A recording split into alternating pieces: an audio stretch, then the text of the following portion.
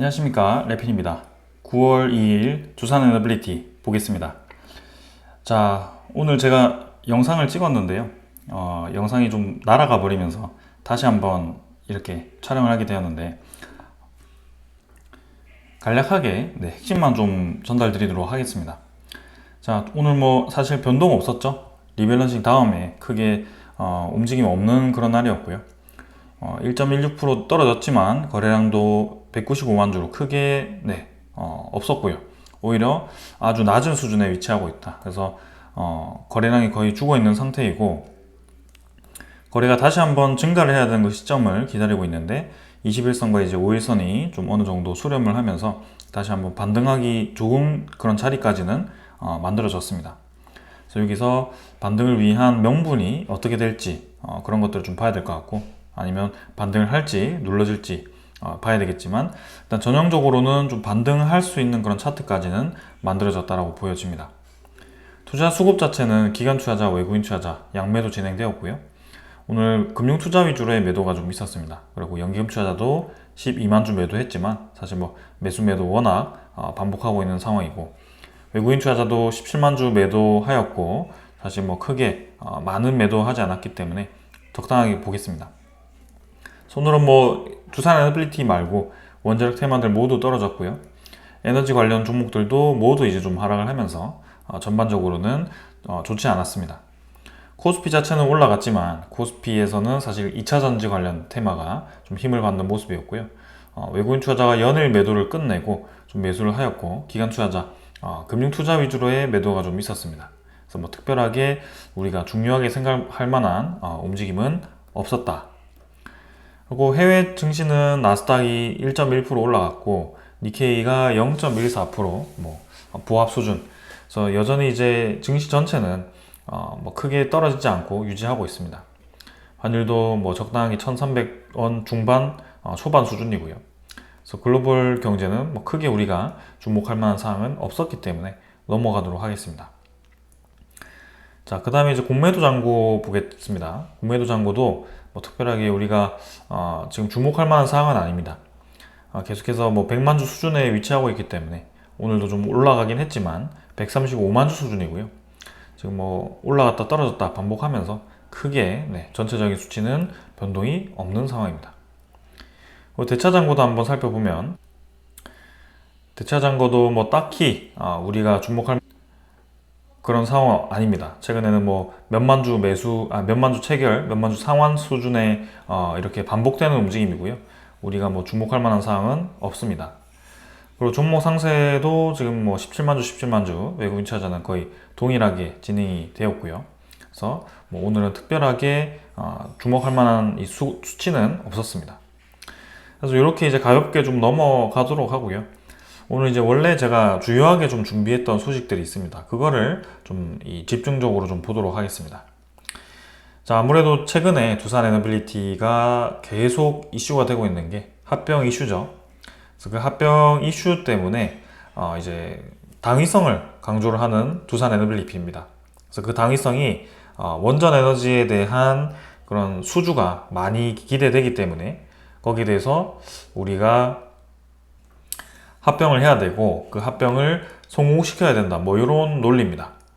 그래서 대형 원전과 SMR이 지금 이제 향후에 5년간 채코를 포함해서 10기 내외 수주를 할 수 있고, SMR도 기존에 62기 정도 예상을 했는데 그 이상으로 거의 100개 가까이 수주할 것으로 예상이 되기 때문에 요거를 생산 캐파를 빠르게 늘려야 된다.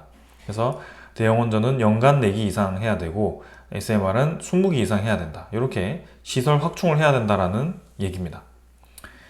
자, 오케이. 그런 것까지는 다 우리가 이해를 할 수가 있습니다. 근데 우리가 지금까지 보아왔던 두산 쪽에 두산 에너빌리티를 포함해서 두산 그룹사들은 원자력 에너지에 집중적으로 투자하는 것 같지 않았기 때문에 이런 사실들이 좀 더 신빙성이 와닿지 않고, 이번 합병에 대해서 주로 이제 언급이 되었던 것이 두산 밥캣과 두산 로보틱스의 그런 이제 시너지였기 때문에 그것을 이어가기 위한 계속한 이 합병의 무리한 추진이 아닌가라는 의심을 할 수밖에 없는 상황입니다. 그래서 오늘은 그 합병에 대한 당위성, 그죠? 원자력 투자에 대한 이 부분에 대해서 정말 두산 에너빌리티가 진심 어리게 투자를 하기 위해서 이 합병을 진행하는가에 반박할 수 있는 자료를 좀 보도록 하겠습니다. 23년도 기준으로 해서 IR 자료를 보시면 두산 에너빌리티 홈페이지에 22년의 연간 경영 실적 및 23년 경영 계획이 이렇게 수록이 되어 있습니다. 그럼 이제 24년 초반에 22년에 대한 실적을 정리를 하면서 이렇게 정리했던 자료이고요. 한번 보면 자, 다른 거 필요 없이 주요한 소식들만 보도록 하겠습니다. 자, 여기 23년 및 중기 사업 전망에 대해서 보시면 22년 채권단 관리체제 종료 이후에 23년은 수익성 중심의 사업 구조 조정을 완료하겠다. 그래서 성장성과 수익성 개선이 예정된다. 이렇게 설명을 했습니다. 그래서 중요한 내용이 여기 나옵니다. 선택과 집중을 하겠다. 23년 초반에서부터 선택과 집중을 해서 대형원전 SMR 가스터빈 신재생의 수익성 중심의 사업 전환을 추진하겠다. 그래서 사업 부문의 집중 육성을 하겠다라고 제시를 합니다. 1번이 대형원전이고 2번이 SMR일 만큼 이렇게 사업에 대한 중요도를 인정을 하는 모습이었습니다. 근데 여기서 우리가 지금까지 봐왔던 24년 9월에서 보았을 때 두산 에너빌리티는 이 4개와 관련이 없는 리사이클링 솔루션을 자회사를 만들고요. 거기에 대해서 리사이클링 솔루션에 이 현금 출자를 하죠. 아직까지는 큰 돈이 들어가지는 않았습니다만 결국에는 중장기적으로 특히 2026년부터 이 리사이클링 솔루션이 많은 돈을 소모를 할 겁니다. 왜냐하면 라인을 깔아야 되고요. 거기에 들어가는 이제 인건비를 인력들을 붙여야 되고요. 연구개발도 해야 되고요. 공장에 대한 확장 시설들도 충당을 해야 되고요. 그런 식으로 이제 계속 이제 돈이 들어갈 겁니다. 그래서 이 2022년과 23년에 예정되어 있던 이 소식과는 조금 다른 방향으로 진행이 되었다는 점, 그리고 신재생에너지도 지역 솔루션을 자회사로 만들어 버리면서 사실상 두산 에너빌리티와는 조금 이제 별개로 가는 에너지 기업으로 만들어 버렸습니다. 그래서 신재생에너지 투자를 받으면서 지금 100% 자회사로 현금 투자를 받으면서 두산 지역 솔루션이 투자금 확보로 매출을 올리게 되면 결국에는 그것도 한번 따로 떨어져 나갈 기업이 아닌가, 그렇기 위해서 만든 기업이 아닌가라는 생각을 할 수밖에 없습니다. 그래서 원자력 에너지와 SMR, 그 대형 원전과 SMR을 집중하기 위해서 포트폴리오를 짜고 이렇게 이제 집중해서 분석했던 그 상황이 지금 와서 보니까 조금은 뭔가 핀트가 안 맞는 느낌이죠. 그래서 이때 이제 어떻게 시장을 봤는지 한번 보니까 대형 원전에 대한 타깃 시장을 이렇게 자세히 설명해 놨습니다. 체코 입찰서 제안 완료했고요. 여기 보시면 세계 호기에 대한 후속 호기도 참여 예정이다 라고 되어 있습니다. 그래서 1+3까지 참여가 가능하다는 게 여기 벌써 예상이 되어 있었고요. 폴란드도 지금 LOI 체결 이후에 2기에서 4기까지 예상이 되고 있습니다. 그 다음에 사우디 2기, UAE도 지금 2기에서 플러스 4기까지, 그죠? UAE가 여기 2기에서 4기고, 영국은 이제 UAE와 공동 진출로 해서 월파 원전 2기, 그 다음에 나머지 벨기에, 카자흐스탄, 베트남, 남아공, 튀르키예, 슬로베니아, 핀란드, 네덜란드, 필리핀, 이렇게 많은 국가들이 예정되어 있습니다. 그래서 4개, 8개, 10개, 14개까지, 그죠? 그 다음에 사우디 2기까지 16개까지 대형 원전이 지금 예상될 수 있는 점, 시기가 뭐 정확하게 예상되진 않았지만 지금과 비교했을 때 사우디 아직 정확한 일정 안 나왔죠? 영국 정확한 일정 안 나왔죠? UAE도 올해 하반기 나온다고 했지만 크게 뭐 이 소식 없습니다. 폴란드 LOI 체결 이후에 그 이후에 뭐 더 진행되는 건 별로 없는 것 같죠. 그래서 사실상 지금 비슷한 건 체코밖에 없고, 체코가 우선 협상자 선정이 되어서 이 한 개가 2개로 바뀌었다. 그래서 나머지 3개가 2개로 바뀌었다는 점, 요거밖에 없습니다. 그 나머지 이 관련 기업들, 국가들 아직까지도 입찰에 대한 본격 시작도 안 했습니다. 그래서 지금 보면 23년 초반이나 지금이나 상황은 똑같다라는 점, 그래서 대형 원전이 뭐 향후 10기가 예상되어서 시설을 늘려야 된다라는 거는 설득이 될 수가 없습니다. 왜냐하면 시설을 늘리려고 했다면 벌써 이때부터 시설 투자를 했었어야 된다. 왜냐하면 이렇게 시장이 좋아질 것이 예상되고 많은 국가들이 원전 에너지로 이렇게 돌아서는 것을 보았는데 그거를 이제 사업을 집중하겠다라고 명시를 해놓고 그 사업에 집중하지 않고 다른 사업을 계속 손을 댄다라는 점이 우리 주주들에게는 괘씸하다라고 얘기를 하는 겁니다. 그래서 SMR 시장도 적게 본 게 아닙니다. 23년 6천억, 24년 6천억, 25년 1조 1천억, 26년 1조, 27년 1조 4천억, 28년 32년까지 1조 5천억 4번, 5번이네요. 다 합치면 거의 10조 가까이의 수주를 향후 10년 동안 하겠다라고 제시를 한 겁니다. 10년간 연평균 1.24조네요. 12조를 수주한다는 거죠. 기자재만. 상당히 많은 이 SMR 수주를 기대를 했는데 왜 23년 초반에 투자를 그렇게 느리게 했느냐. 이게 우리가 지금 와서 봤을 때 생각할 수밖에 없는 거죠.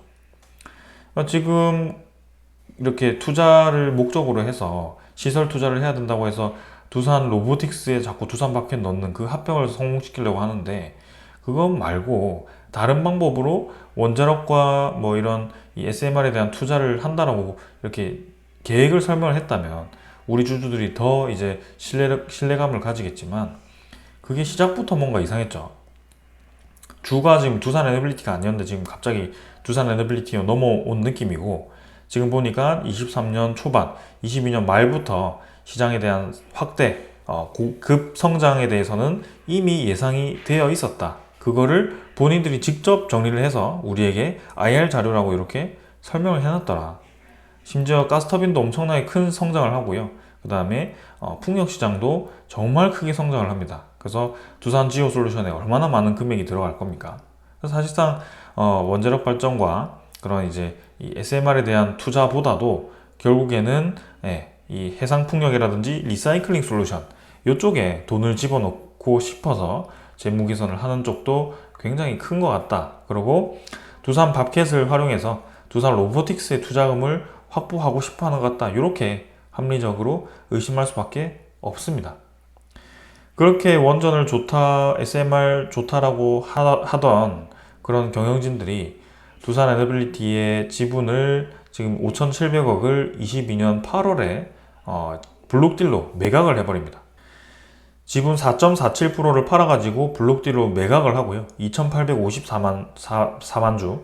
그래서 대주주로서 지배력을 유지하기 위한 최소한의 지분만 유지한 채 모조리 매각을 해버립니다. 그거를 그럼 두산 에너빌리티에 저렇게 좋은 시장이 기대가 되고 그렇게 상황이 좋아질 걸로 예상이 됐다면 저 비용으로 두산 에너빌리티 차입금을 그때 막았다면 그죠? 5,700억으로 블록딜 한 5,700억으로 두산 에너빌리티 차입금 갚았으면 지금 그때부터 발생한 이자금이 줄어들어 가지고 진작에 이 이자 발생률이 많이 줄었을 겁니다. 그리고 지금 와서 현금성 자산이 두산 에너빌리티가 많아져서 많은 투자를 할 수 있게 만들어졌을 겁니다. 근데 그 5,700억으로 뭐 했죠? 자, 두산 테스나 지분 인수를 4월에 진행하고 블록딜을 8월에 합니다. 그러면 당연히 우리가 생각하기에는 이 테스나 인수하기 위해서 그리고 다른 기업 인수하기 위해서 두산 포트폴리오 만들어다가 거기에다가 투자금 확보해서 또 인수 준비하고 있고 그죠? 제2의 반도체, 제3의 반도체 뭐 이렇게 계속 찾고 다니겠죠. 그러면 뭐 원자력 집중한다고 해놓고 지금 계속 딴 투자하고 문어발식 경영이라고 얘기하는 그런 상황이 지금 만들어지고 있는 거죠. 그래서 우리 주주가 지금 이제 에너빌리티를 계속 이제 투자를 해서 유상증자 참여하고 했더니 실컷 그렇게 했더니 블록딜 해가지고 다른 거 이렇게 투자해버리고 다른 거 이렇게 또 리사이클링 솔루션 만들고 두산 지오 솔루션 만들고 이렇게 투자해버리고 이제 와가지고 자본금 실컷 늘려놨더니 줄인다고 그 핑계로 로보틱스 주겠다 이러면 누가 좋아하죠? 그러니까 지금 자본금도 보시면 정정 보고서에 두산 에너빌리티의 자본금 변동사항에 보면 20년 말에서 6월 말까지 4년 동안 자본금이 1조 4천억이 늘었습니다. 주당 5천원씩 늘려가지고 이렇게 늘린 거거든요. 발행 주식 수가 무려 이제 2억 4천만 주가 늘었습니다. 발행 금액이 엄청나게 낮지도 않았죠. 그러니까 이런 상황을 좀 보았을 때 결국에는 개인 주주들이 엄청나게 많은 금액으로 유상증자 참여해서 투자금을 확보시켜 줬습니다. 두산에너빌리티에. 그래서 우리 돈으로 시설 투자도 하고 차입금도 갚고 진행했습니다. 그러면 우리도 좀 생각을 해줘야죠. 근데 우리 돈이 마치 안 들어간 것처럼 저렇게 운용을 한다라고 하니, 그죠? 실컷 돈 줬는데 그걸로 시장 좋아질 거 예상해놓고 왜 거기다 진작 투입 안 하고 이제 와가지고 밖에 뗀다고 그렇게 돈 만들어내는 것처럼 그렇게 만들어가지고 명분을 만들어서 연결을 짓는지, 그것부터가 말이 안 된다. 앞뒤가 맞지 않기 때문에 거기에 대해서는 좀 더 당위성을 강조하기 위해서는 더 이 자료가 필요하다. 혹은 그 당위성이 맞지 않다면 진행하지 않는 게 맞다. 두산에너빌리티의 현금성 자산을 마련하기 위한 다른 방법들이 있다. 그죠? 뭐 큐백스를 매각을 하던, 밥캣을 또 한번 블록딜을 해서 지분 매각을 하던, 아니면 두산건설을 매각을 하던, 그렇게 필요 없는 거 다 이렇게 매각을 해버리죠. 그죠? 왜 제일 이 현금성 자산 많이 주고 있고 든든하게 힘이 되어주고 있는 밥캣을 떨어뜨리는지, 그것도 우리 주식 소각을 해서 떨어뜨려가지고 진행을 하는 건지, 그쵸? 그게 설명이 되지 않기 때문에 이렇게 반발을 하는 겁니다. 그래서 소액주주의 모임, 그죠? 플랫폼 액트가 이번에 두산에너빌리티로부터 자료를 받죠. 주주명부를 전달받게 되고요. 여기에 지금 많은 주주들이 모여 있습니다. 그래서 이 액트를 통해서 반대를 표결해도 되고요. 혹은 9월 10일부터 24일까지 전자 투표를 직접 해서 직접 반대를 해도 되고요. 혹은 증권사를 통해서 반대를 해도 되고요. 뭐 여러 방법이 있습니다. 그래서 저는 9월 10일부터 9월 24일까지 반대 표결을 할 수 있는 방법에 대해서 다시 한번 나중에 설명을 좀 드릴 거고요. 네, 여러분들은 지금 이제 거기에 대해서 준비를 하고 계시면 될 것 같습니다. 저는 저의 역할은 두산에너빌리티의 합병에 대한 당위성이 부족하다는 것을 설명을 드린 거고요. 네, 오늘은 여기까지만 말씀을 좀 드리도록 하겠습니다. 자, 그래서 우리 투자자들도 좀 이제 같이 지분 투자도 했고, 그죠? 사업에 대한 투자 비용도 줬고, 본인들도 계속 이제 그 상황에 대해서 개선될 것도 예상이 되었는데, 리사이클링 솔루션 돈 주고, 지오 솔루션 돈 주고, 그 다음에 두산 테스나 사는데 돈 쓰고, 실컷 이렇게 해놓고 이제 와가지고 우리 사업 잘 해보자 이렇게 얘기하면 누가 좋아합니까? 그러니까 합병을 계속 진행시키기 위해서 결론을 만들어서 거기에 당위성을 만들지 마시고요. 결국에는 주주들을 위하는 방법이 무엇인가부터 생각을 해보시고, 진정 사업이 잘 되길 원한다면 그 진짜 사업이 잘 되도록 가지치기식 운영이 아니라 사업에 집중을 하시길 바랍니다. 네, 지금은 뭐 반도체고 2차 전지고 다 이제 사업이 좋아 보이니까 이제 숨이 좀 쉬어지니까 여러 가지로 그냥 일을 벌리려고 하시는데 그렇게 하지 마세요. 네, 돈이 없는데 뭘 자꾸 그렇게 벌리나요, 일을? 없으면 없는 대로 진행을 하시고, 없어서 계속 주주들에게 손을 벌리지 말란 말입니다. 네, 그렇게 정리를 하고 마무리를 하겠습니다.